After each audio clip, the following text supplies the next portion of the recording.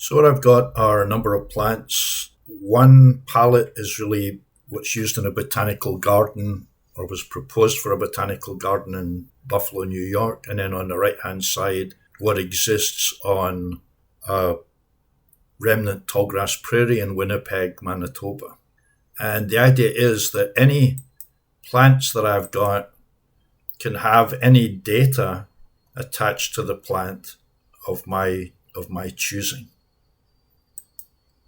So how I create it would be I could have a text file called a shared parameter file, and I can have different categories of information like this or like this. Choose my category, and I can say I want to make a new parameter.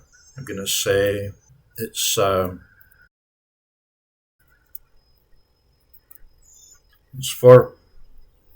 data that's going to be put on a plant. So I'm using I'm going to do food for wildlife.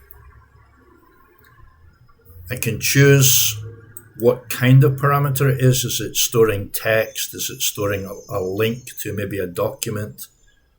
Is it a yes/no parameter? I'm going to say yes or no parameter. I can put in a tooltip.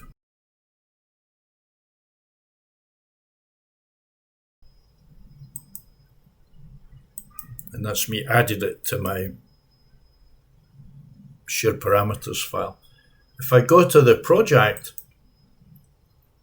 I can bring parameters into my project from that file. So I could say add.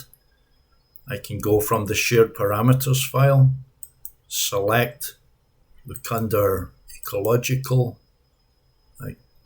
I'm trying to group them they're sorted alphabetically, so I could choose that. It means I can bring it in. I can tell it that this should be applied to planting families. And I can tell it that is this to be something that can be changed for each individual plant or for each type, really each species of plant. So it's really the individual species. Then I can tell it where to put it in the browser here.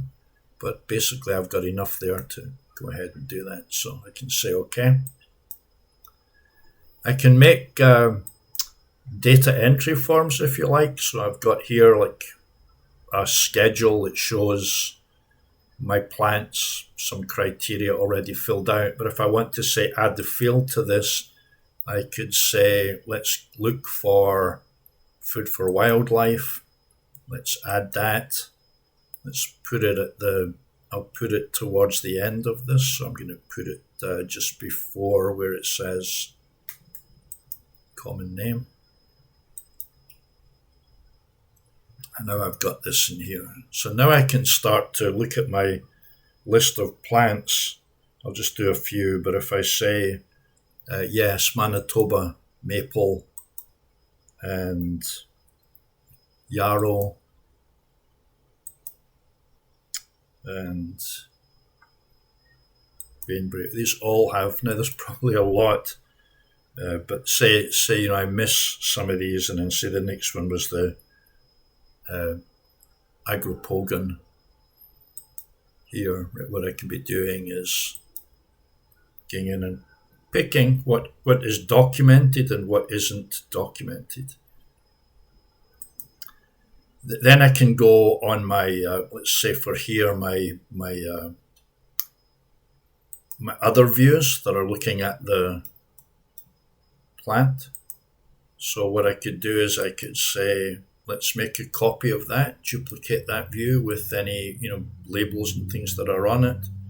Let's right click, let's rename that food for wildlife. Let's look at something called filters. So the filters here, because that was a copy, it's got these. But what I can do is I can say, let me make a new filter.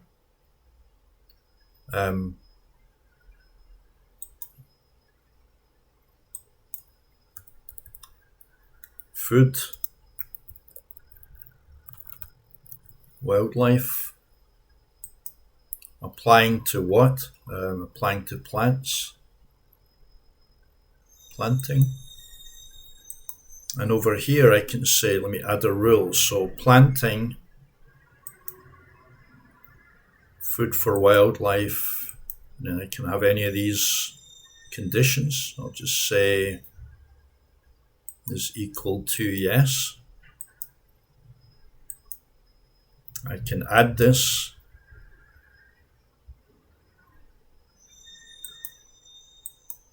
Up here. These ones I can take out. If you watch what's going on behind the scenes there, is that as I take these out, I can take them out from here if I said OK. And I can say what I actually want is this. Oops, sorry. Meant to take that one out as well. I'm going to do add food for wildlife. And I can say up here, give it a solid color and make it a nice bright green. Okay. So what happens is that it's flagging the plants that are determined to have great value for wildlife. So I want this to be available as a tool that will help promote sustainability.